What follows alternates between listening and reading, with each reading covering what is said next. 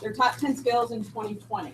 Okay, so here are the 3 that they had in 2015, the 3 in 2020, and you can see that even the top 3 skills are changing in the last 5 years, and 2 new skills were added to the list. So the issue is that how do we possibly keep pace? It takes us 5 years to figure out curriculum sometimes. How do we continue to address these skills, and what can we do differently to make sure that we're addressing these skills on an ongoing basis? Especially when one could argue that at least 4 of these skills we're actually squashing in our schools at times and in our children, right? And so if we all agree to that, how can we think about doing things differently and better without panicking about keeping pace in a changing world?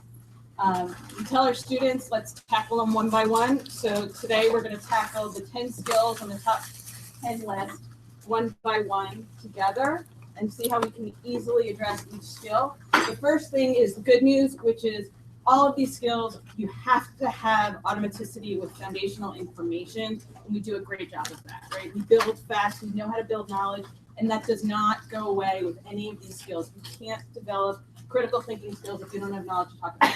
First one, critical thinking. Keep asking why. Ask your children, ask your students why. When they ask you why, give them very thoughtful answers. Just keep those questions. The best thinkers are those who never stop asking questions. Let them figure it out. We've read about Jess Leahy and failure. Let them try, let them fail, let them figure it out. Our best learning often comes when we learn from our own mistakes. And so we want to keep on doing that with our kids.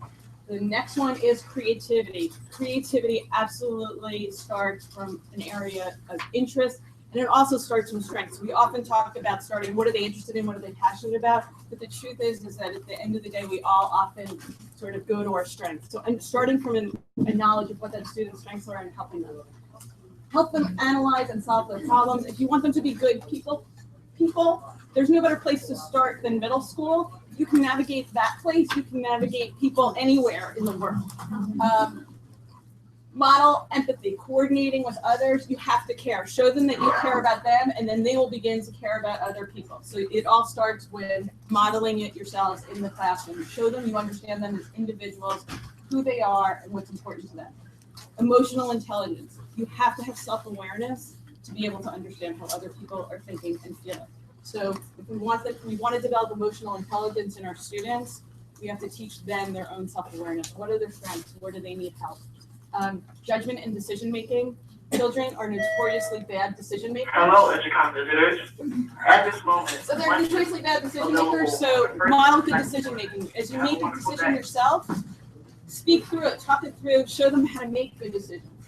Service orientation. If we're just playing lip service, if you just tell them to be good service people, to do good for others, they're not going to do it. Do service with them. Figure out ways to incorporate it in the classroom and in what you do, maybe at lunchtime or outside of the classroom.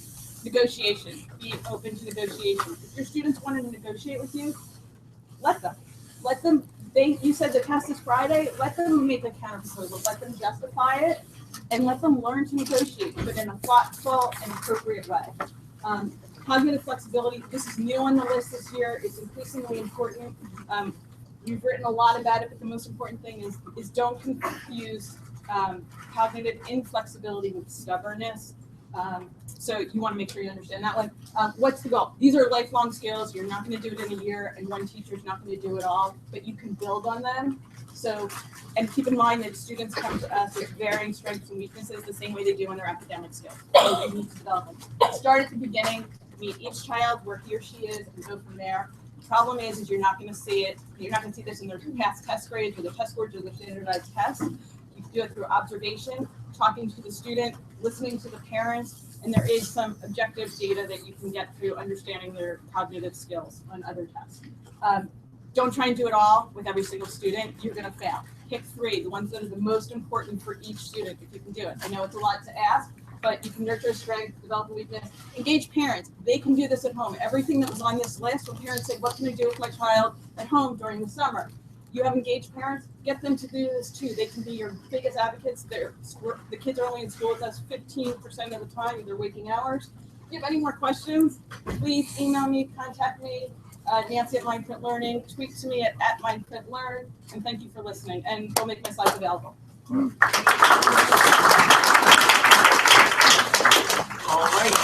Wonderful.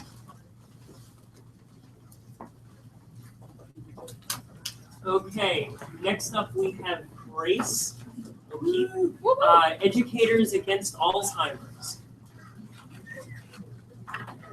And who did I get the link? Is this you? Thanks.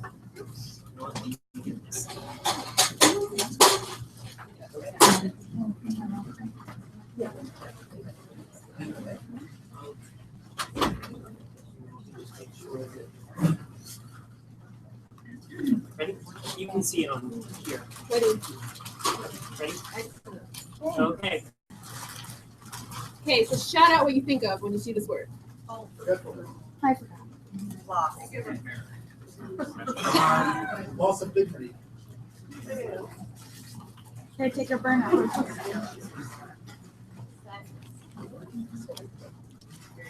Okay, thank you. Hi, I'm Amber, and I'm an Alzheimer's advocate. This is my boss, Meryl Comer, and her husband, Harvey. He was diagnosed with early onset Alzheimer's 20 years ago, and she's been taking care of him ever since. Yeah. Well, speak up. Okay. And I'm Grace. I'm a high school educator in New York City. I thought that Alzheimer's was old people and had nothing to do with my classroom or my students. But then talking to Amber, who's an Alzheimer's advocate, I realized that one of my students, Angel, was a primary caregiver for her mother. I had no idea. Oh. And so this is Angel with a Buddhist monk. She was a primary caregiver starting at the age 15.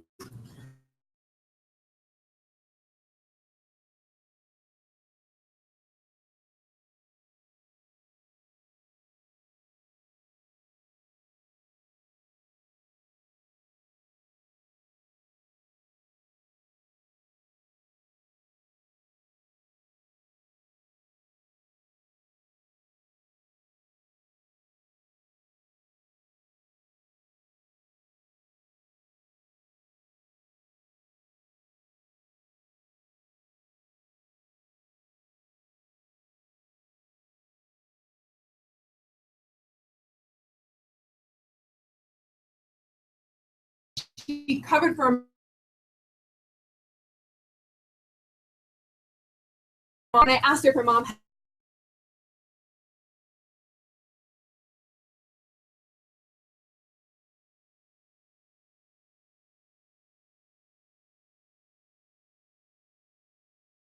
their heads down. They asked to take a break. 75% of my students had a direct connection to Alzheimer's, someone in their family. And I don't think this is unusual.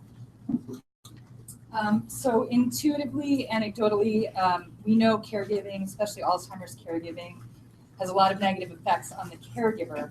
So we created this healthy brain study online, which is proving scientifically what we already know. And Alzheimer's caregiving can have a lot of negative physiological effects. And the one thing in our research that really stuck with us is that it will take a caregiver much longer to heal. So a simple cut takes 7 to 10 days longer. So that shows you as it proliferates how it affects their health. And as an educator, now I feel like I failed dozens of my students. I didn't see it. I couldn't see it. I was ignorant about what youth caregivers go through. And these are some signs, some effects in school that they do. There are a very limited number of studies done on youth caregivers. They're ignored. They go 18 and above. But estimated, and we think this is grossly underestimated, 1.3 to 1.4 million caregivers ages 8 to 18. And we're in denial. When I tell my school admin, the counselors, they're like, yeah, whatever. It's not in our schools. But whether we believe it or not, 2006 study, 22% of U.S. high school dropouts leave to care for a family member. So we just don't support caregivers in the ways that they need, especially in this country. So there are 1.3 million caregiver kids. That's more than all the New York City kids combined. So just think about the vastness of this number. It's sort of unbelievable. It's shocking. And I pride myself on being an avid online researcher. And when I searched for a kid, like how would they know? I couldn't find anything. I had to go to a website to a website to a website to find Australia is leading the way in supporting children with specific support? So we know caregiving is stressful, but it also can be rewarding. And caregiver kids, they can become the next generation's researchers, medical professionals, advocates, policymakers. And I've met some of these young people, but they need the right kind of support. This is an example from Rubric's assessment tool, and we're working on a rubric to identify kid caregivers, not just Alzheimer's kid caregivers, but all, because we really notice the same signs amongst all of them. And we think it's really important. So here are some of the signs. If a student's coming in chronically late or they're absent and they won't give you a reason, they're probably covering, or they may be covering. They say they're sick. They're either overachievers or underachievers. They have a strong knowledge about illness, and they're usually mature at home but unstable at school. So people who work with children, we need to be able to recognize youth caregivers. We're the keys. We see them, and we need to be able to recognize the signs and help each other out and care for each other. All available open source.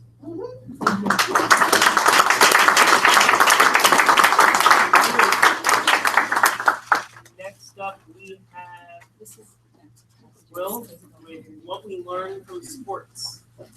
Hold on, I gotta get that.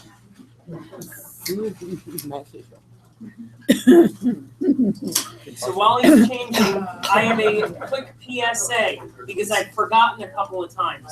Applications for Encienda Educon 2.9 are now already up. So if you want, I've also made, you can fill out the proposal form without a proposal, just your name and email address. And then like in November of this year, I'll email you reminding you, hey, we're accepting Encienda Educon proposals. That way you don't forget, you don't worry about the link. Which wants to take a guess what this year's link is?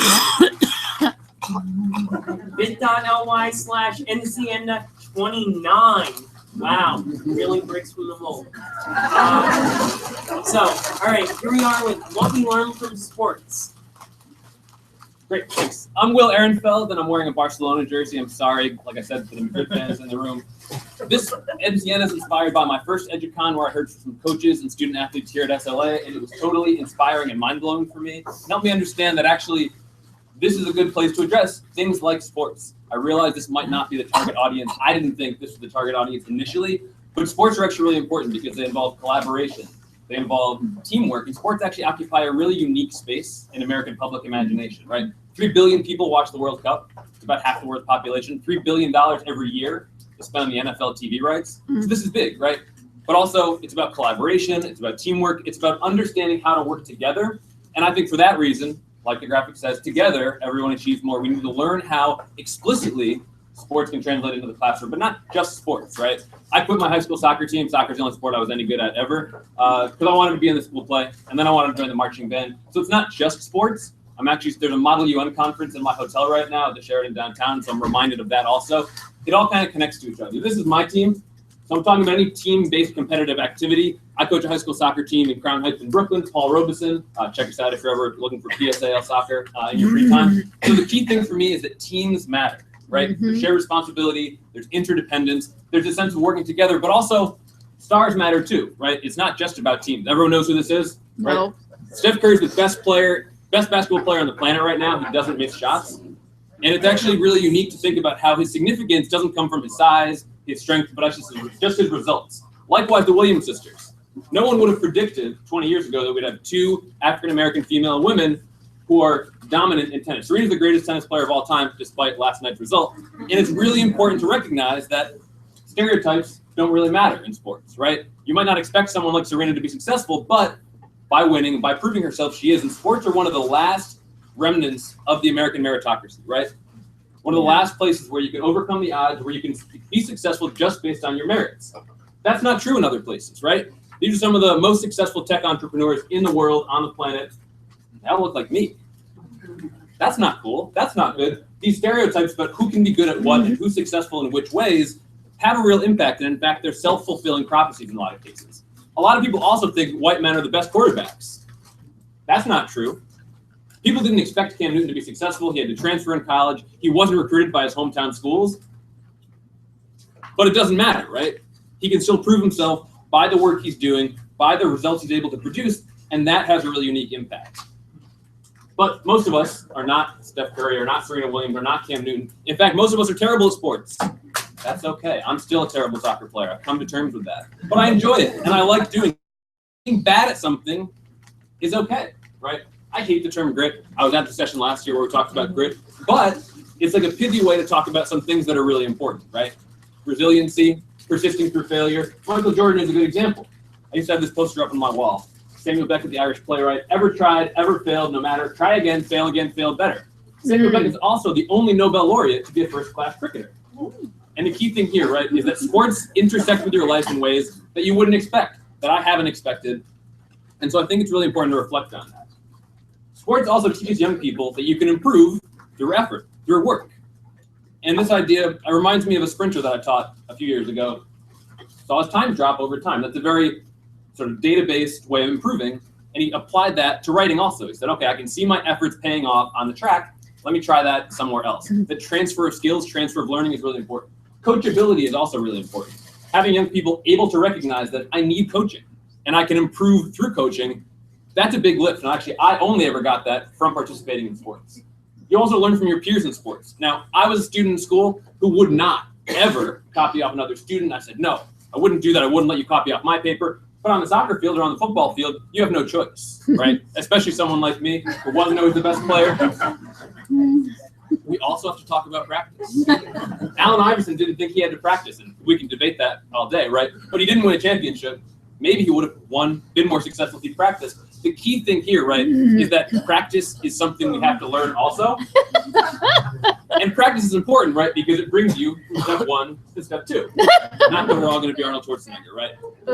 But we can get better through hard work. We can see the efficacy of our efforts, and you can transfer that learning from the sports field, from the weight room to the classroom. Education is about identity, is about defining ourselves. One of the things I love about SLA is their 9th grade focus on identity. You've got to be able to see yourself as powerful, as effective. And a lot of our student athletes only get that sense on the soccer field, on the court, on the track. Too often our schools look like this. Okay. Schools could be more fun. As a teacher, I got better. I was more effective when I borrowed from coaching. It's about performance and it's about results. I think I'm out of time. Thank you for paying attention.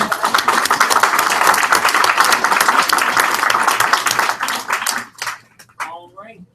Next up, we have Janor, what new teachers need to know? What is this? Number 8, I think. Whatever year we Yeah. are, exactly. She's our record keeper of 8 in a row. You want to walk? The camera's over on the. I need to be able to. Yeah. If you want to. The only trouble is then you're in front of your slide. Dang it. You can stand over here. Yeah, that's not so bad. Sorry, I can see the camera. Okay, ready? Ready. Oops, I hit print. Nope. Right, so my name is Jennifer Orr. Talking about what new teachers need to know. And currently I teach kindergartners. I've been an elementary school teacher for 18 years. I don't want any of this to sound judgmental in any way because it took me a long time to learn these lessons. My hope is that some people are faster learners than I am. One of the things I was thinking about is time. And our gut when we think about new teachers is that time is a foe. There is not enough time to do the things you want to do the things you need to do the things you're being told you have to do. But I think really for a new teacher, time is actually your friend. Because new teachers in general, and this isn't true of everyone, but I know it was true of me, new teachers suck. You suck at the job. It's really, really hard. It takes time to get good at the job, and it's okay to give yourself that time to get good at the job. It's okay to suck when you start. It takes a long time for something to become beautiful and strong and powerful, and that's true of teachers as well. And we need to accept that for ourselves and give ourselves time to become beautiful and strong and powerful. And one way we can give ourselves some time in the short term is stop giving homework.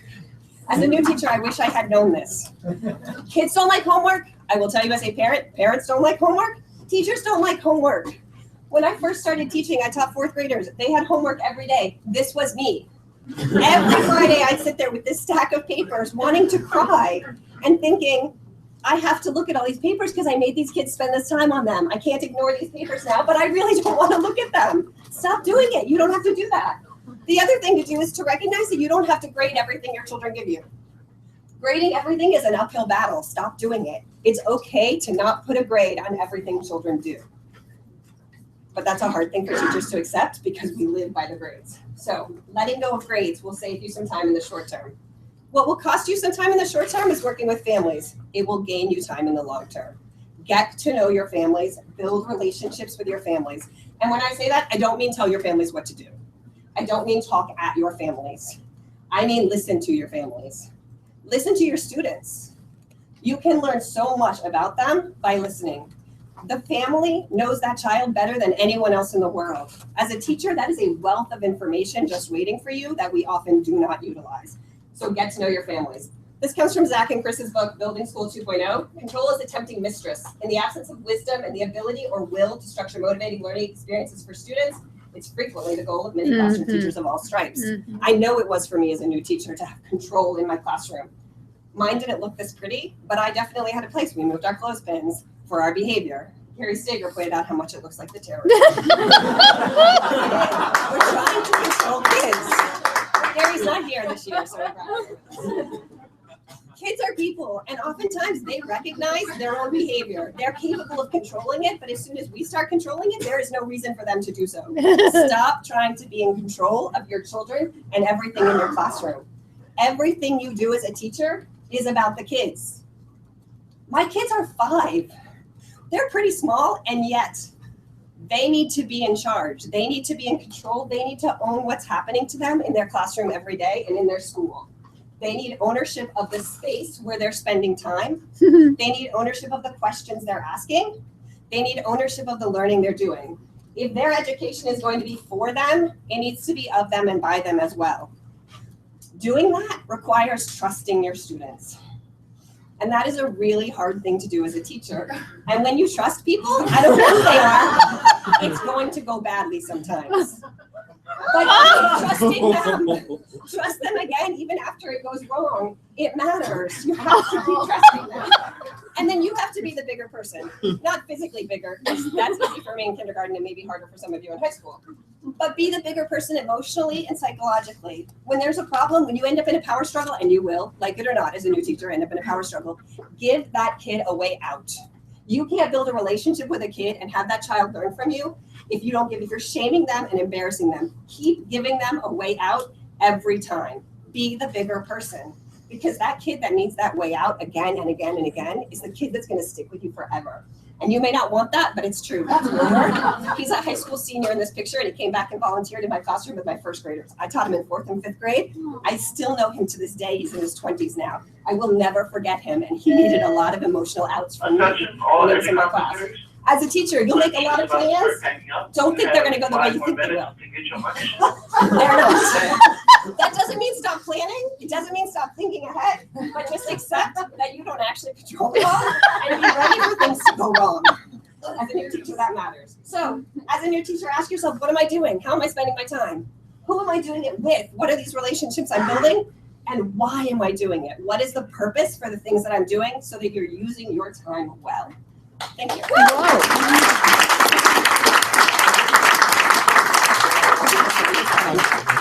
All right. Next up, we have Andy.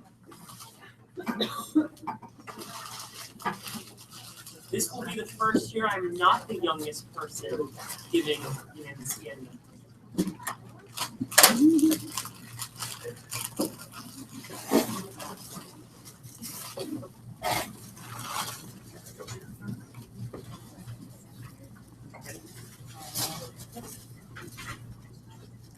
Hi everyone. My name is Andy Nguyen. I'm a high school senior at the William Penn Charter School. Penn Charter is about 15 minutes north of where we stand today. And I'm going to show you guys how we game changed good. And before I get into what good means, I just wanted to explain how things began. Well, I grew up as a technology fanboy, like most of you. I had my first computer when I was 5 years old, Intel Pentium 4, slowest computer ever. And I first started in the Philadelphia public school system. So I went to a Philadelphia public school, my neighborhood elementary school, from kindergarten to 5th grade. And then in 6th grade, I transitioned to Penn Charter, which is a private Quaker independent pre-K to 12 school.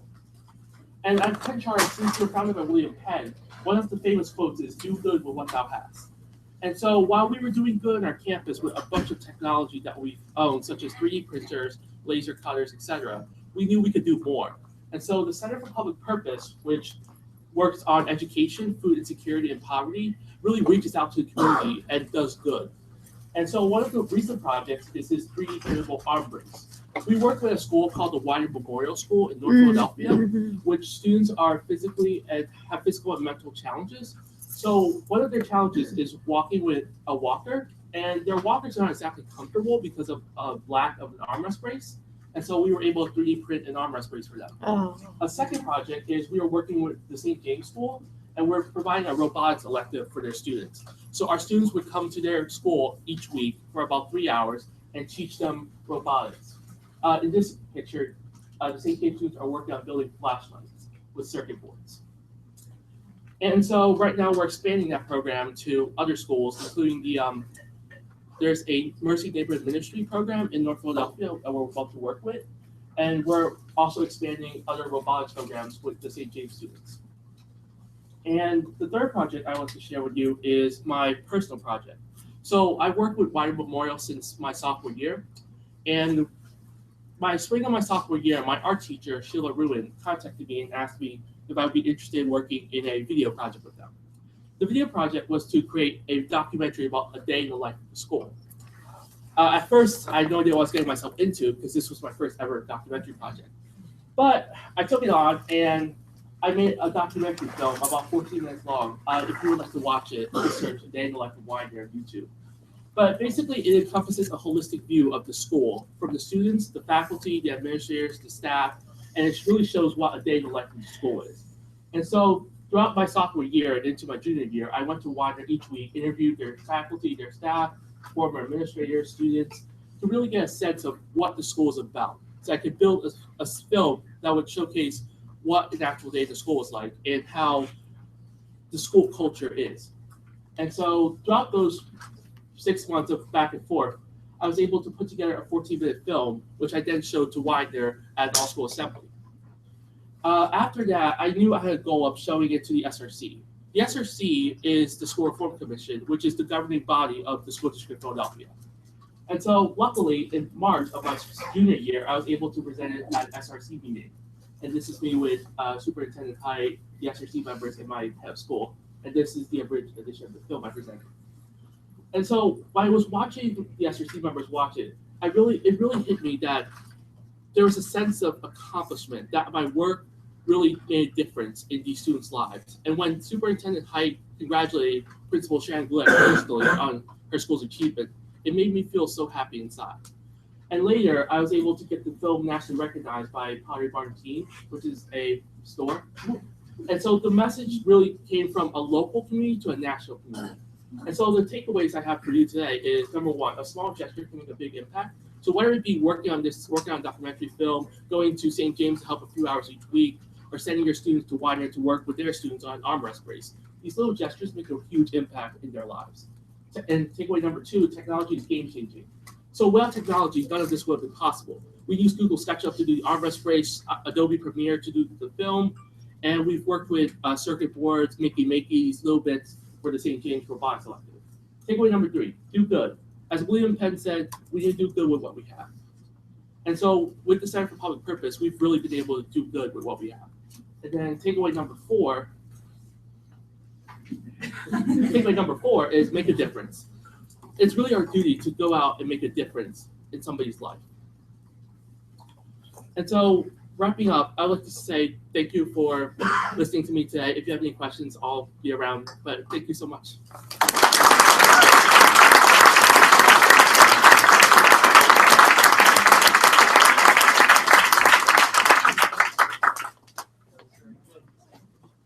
Next up, we have Emily.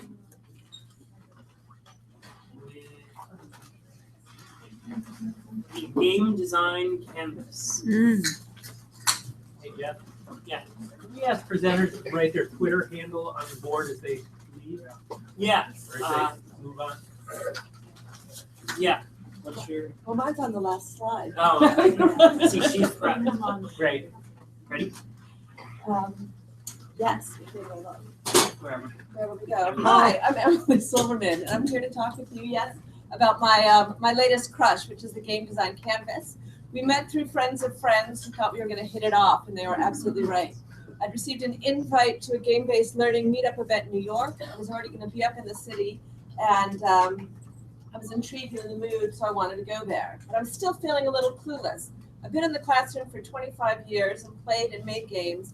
Most of my teaching, Mr. McGann, can you please come to the front office? most of my hands-on teaching leans towards things like sock puppets or circuits and dioramas, and gaming made me nervous. We had time at the beginning to meet with other folks.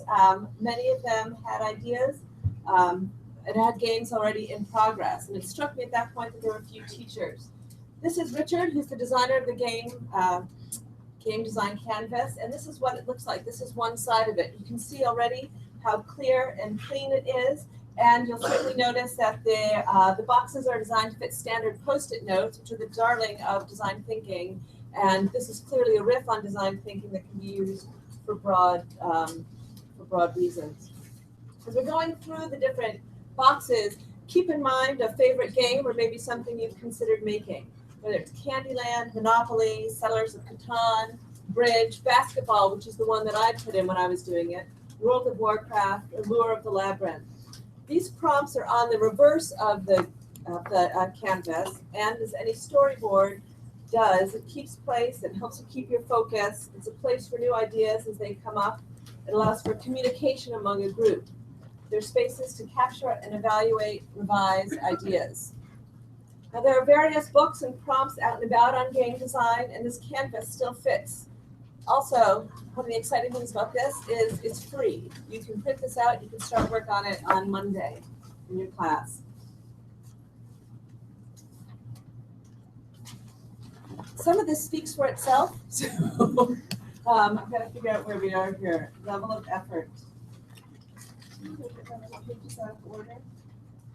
Level of effort. It's exciting for students to start to realize, or for us to think about what has to go into a piece, how much does it take. There's a big difference between Candyland, Monopoly, and Settlers of Catan. Who is your audience and what's going to be right? Thinking about this as a return of investment, why would I want to play this? Where is the pride that can go into working on this? Is it going to be something that I'm going to want to take home? Is it something that I'm going to want to share with other people?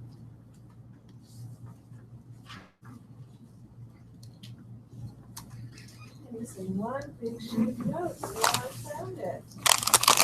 I'm just going to jump back in here. There we go.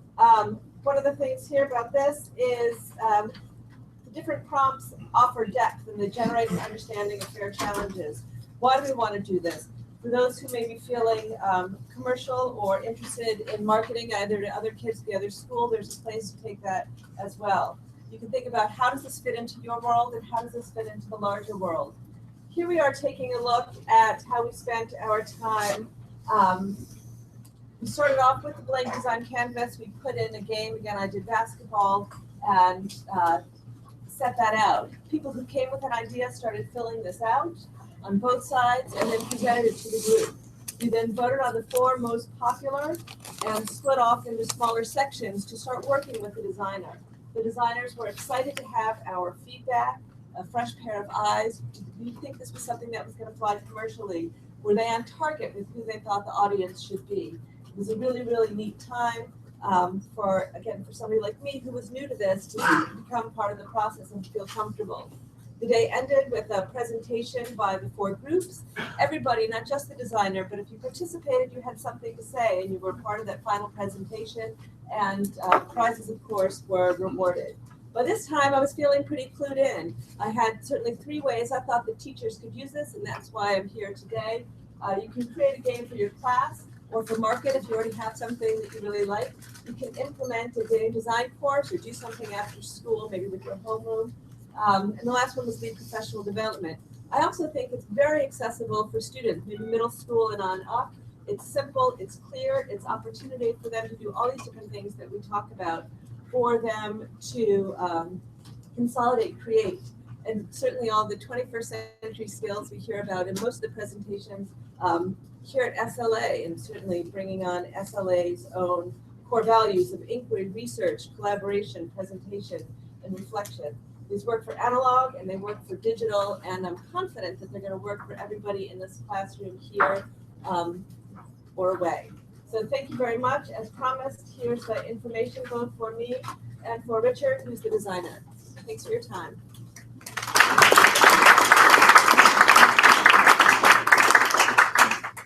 Wonderful. Okay, that's it. The next one we have is Lee.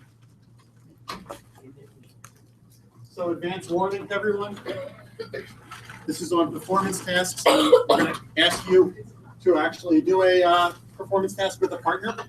Obviously, you can tell I'm not a classroom teacher, and no one would design an activity with 30 seconds that goes over 2 slides. So be nice. I appreciate it. So I work with CAE, a nonprofit organization in New York City that uses a performance task approach to assess learning, and we assess learning in middle school, high school, and higher ed. And we do we use this performance task approach that we're about to walk through. So think about who you're going to be pairing up with. What we're really looking to do is to show how the performance tasks are a good way to demonstrate higher order thinking skills in your students. And we're going to talk about these higher order skills as exemplified in this diagram that, again, really are well embedded in the SLA and EduCon community. So right now, we're going to ask you all to get up, take inventory of the slide, partner up with someone. Thank you very much. One of you will be the actor, the other will be the observer. And observers, please take note on how your actor draws the capital letter Q on their forehead. And here comes the prompt. Using your dominant hand, draw the capital letter Q on your forehead. Actors. Draw the capital letter Q on your forehead. This is the performance task. Now, observers, how many of your actors drew the letter Q facing outward like the one on the left? You are what is known as high self-monitors, according to Ann Meyer, who did a book called Lie Spotting. All right. Thank you for the performance task. That was great. I appreciate it. We're going to go through the components of a performance task really quickly. First, how did we get to this? We started with the end in mind. We need a real-world scenario. Here's the real-world scenario. You're a parent. You come home. Your kitchen chair has these gouge marks in it. You have 2 children. Neither fesses up to how it happened. The next, after your real-world scenario, is you need a role, a specific role for the student to play. In this case, you're the adult neighbor next door who's been asked to officiate or referee or figure out who did this. After that, we need a decision has to be made. In a good performance task, we want a decision to be made. And playing the role of the adult neighbor, we have to demonstrate who was lying and then substantiate how we came to this decision. So we've got a real life scenario, a role to play, a decision to be made, an authentic product. The authentic product in this case, we just went through, which was the performance task. Through a demonstration, role play, skit, or written summary, how are you going to determine which one of these people were lying? As we're creating our performance tasks, we also want to have some stakes or some urgency so the students are really going to be engaged in this. And this will take on a variety of facets. So we've got stakes, we've got urgency, and then also there's opposition. There are always, when you're making a decision, there's no one right answer. So we could have wrongful accusation, hidden agenda biases, and these are all things that we would want to set up at the front as to what we're looking for in this performance task.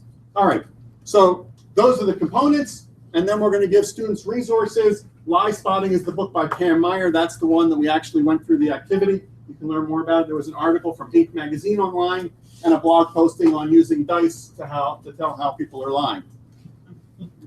Great. So in a good performance task, ideally the performance task itself will be a learning experience in and of itself. We learned about lying, pretty relevant thing. And we want to make it a real world experience, something that we can all relate to. And as you went through it, while you may not be sure if you're a high self-monitor or a low self-monitor or what it means, you can certainly agree, disagree, and the whole idea is that you're sparking further investigation, further curiosity that's going to want to make you dig deeper. Mark Chun, who had been with us for many years, is now part of the Hewlett Foundation on Deeper Learning, says that performance tasks should really replicate this messy, complex, real-world process. And as again, when we do the whole setup, the learning outcomes of whatever it is that we were trying to have the students demonstrate should be clear and rather evident. And in the case of our performance task, it could have been embedded in a unit on social justice, police behavior, stereotyping. You can take these things in a variety of ways and connect it to content.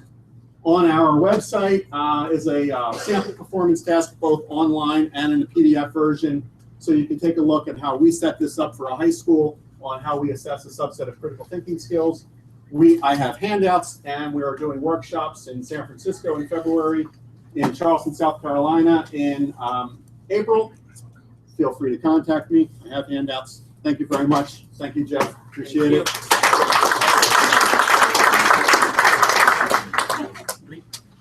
All right, so now I have them up here. is Cheryl Irvin here? Cheryl Irvin. No. Okay, so I didn't hear from her. If you were to ask me at 10:30 last night, was I doing an Encienda this year, the answer would have been no. If you asked me at 11 o'clock, the answer would have been yes. So this is to fill one in for our spot, and it has been rehearsed all of one time. Although then again, this is not the first time that this has happened. So let me first make sure that I set it to auto advance. Yes, I did. Okay. So I am Jeff Kessler, and I am begging you, please, please, please embrace autonomy in your classrooms. Mm-hmm. So what do I mean by autonomy? I did debate for 4 years here at SLA, and I always knew first thing you do is define your terms. So, according to the New Oxford American English Dictionary, autonomy is the right of self-governance, and that is the definition by which I want us to think about autonomy, and that's what I'll be talking about mostly today. So, by and large, your students can tell you what they like and what they don't like, and I'm going to give that a mostly true on the truth-o-meter right there. So, yes, there are some disclaimers. By and large, people know what they want, and for those who don't, you can set up the context by which they can make their own decisions. One of the things I'm studying at Wharton is behavioral economics. You can be a choice architect. By simply changing the setting of a decision, people can make different decisions about what they do. We're going to have 3 acts today in an Encienda. Act 1 is about choice in the classroom. So I know 3 acts in an Encienda, but we'll get it done. So Act 1, choice in the classroom. So people need to choose where they learn best. I was not challenged in elementary school despite having skipped a grade. That's a whole long story. Ultimately, I found a great middle school, which was a good fit for me, that was higher grade levels above your actual grade level. The key thing is knowing what fits for a student. For high schools, I looked at a bunch of different options. Some private schools, Masterman. I ultimately settled on SLA because it was a good fit for me. I learned akin to the way SLA learns. And the key thing I want to emphasize is that college shouldn't be the first major educational choice that students make. People should be making that decision from much earlier on. People have the capacity to do it, and we need to really embrace it. So now Act 2, what works? So one of the things that I want to focus on for beyond, so we talked about in the classroom, what works in general. The key thing is at SLA, one of the most impactful things done at SLA is one of the least talked about things, and that is SLA's individualized learning program. We have a dedicated time every Wednesday afternoon here at SLA for individuals to go explore on their own and do something cool. So for those who don't know, I love transportation.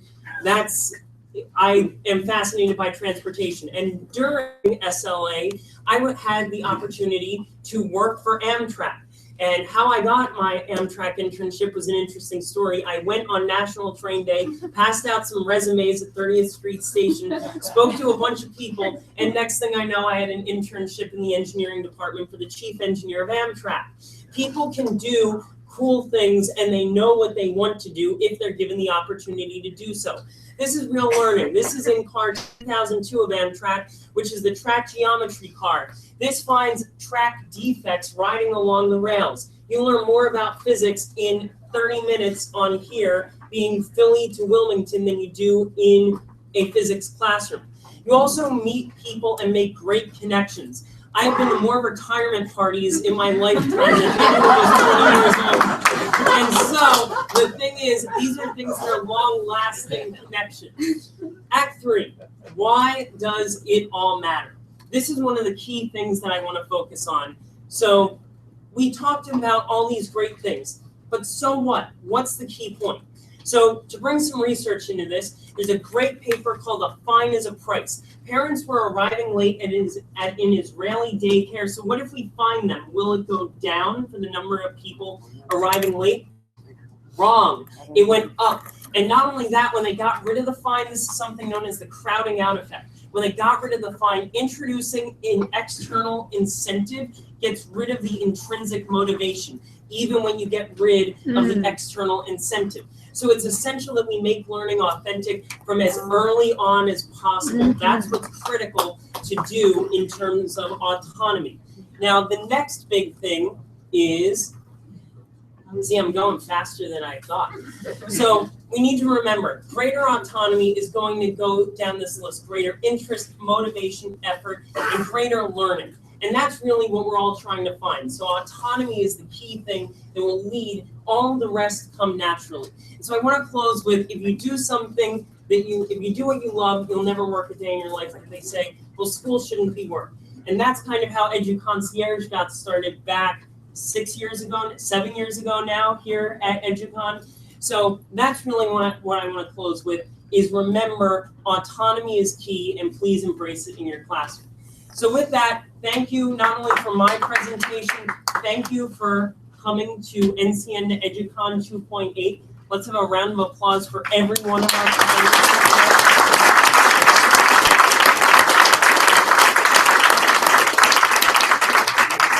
And now, since we still have 20 minutes, I can take 30 seconds.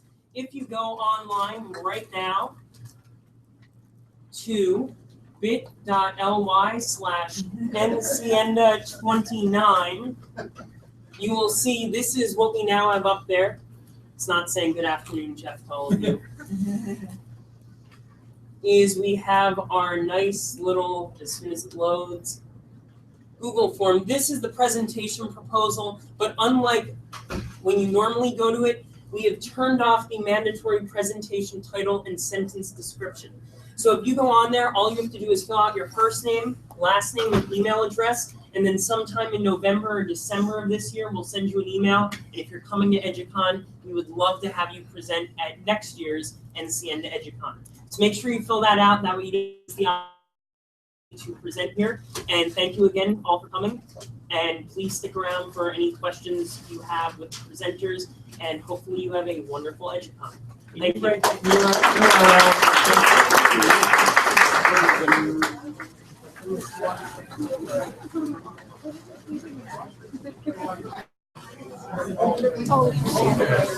Yes, autonomy is definitely, I couldn't agree more with this, but unfortunately it's so hard to give the child autonomy when there is not enough maturity going on.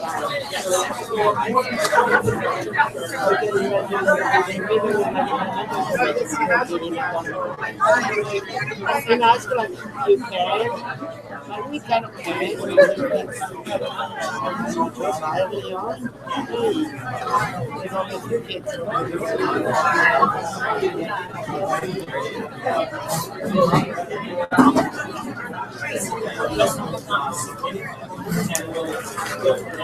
Like, for example, No,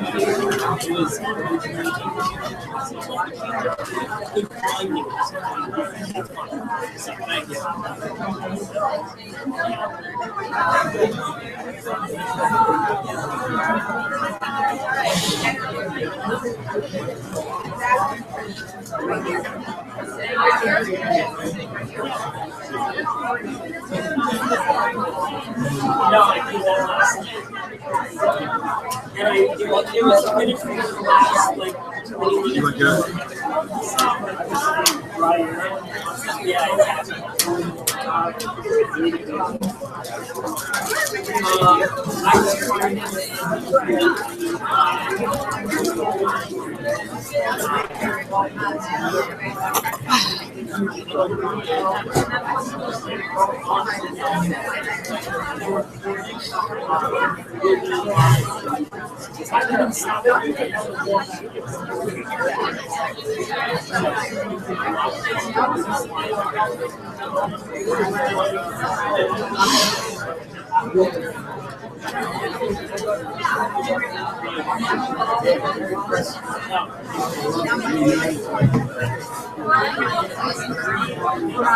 Hi.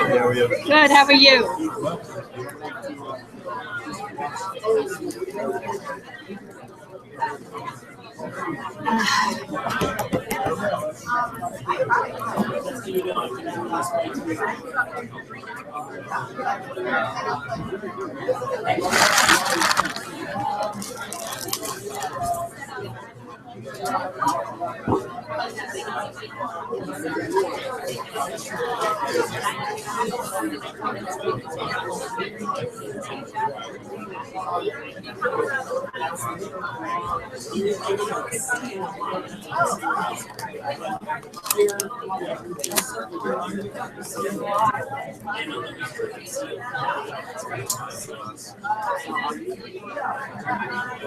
No, so I graduated so now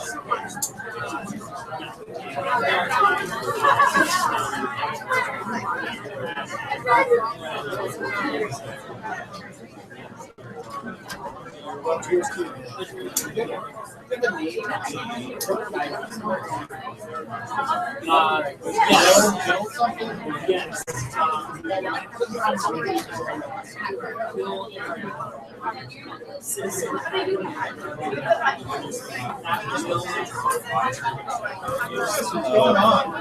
Guess you left. Yes and no?